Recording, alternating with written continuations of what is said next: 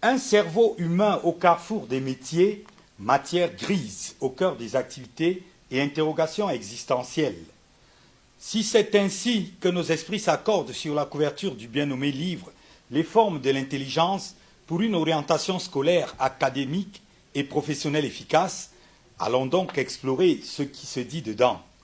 Quand un psy dénude de son esprit, et c'est le cas, dès le premier chapitre de cet ouvrage, cela manque rarement d'intérêt. Le docteur Ovambe, psychologue, pour théoriser sur l'intelligence, ses formes et ses applications les meilleures, s'est d'abord mis à table. Témoignage d'une crise d'orientation. Parce qu'il a longtemps erré, il pense noir sur blanc que son exemple de réussite peut en inspirer un certain nombre.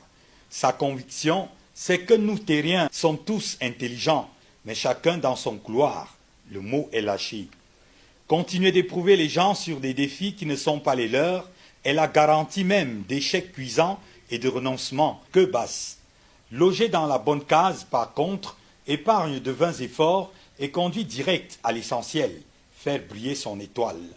On en vient au quotient intellectuel pour qu'ils disent que cette mesure simple de la performance scolaire ne saurait définir un destin indéfiniment. Il est des génies précoces comme des lents de la gâchette. Certains résultats des courses donnent des cracks qui craquent et des bonnets d'âne qui épatent. Ovambe s'adresse aux parents à l'orée d'une rentrée scolaire, aux parents et aux apprenants, à tous ces poissons qui nagent dans des eaux qui ne sont pas les leurs, mais que les bien-pensants continuent d'évaluer à leur capacité à grimper au tronc des arbres. C'est du Einstein tout fait, repris par Gardner et atterri chez Ovambe. Il faut redéfinir intelligence et personne intelligente, intelligence académique et intelligence des situations. Samuel Eto'o, par exemple, serait peut-être resté au collège Joseph Mongo à Douala pour des diplômes.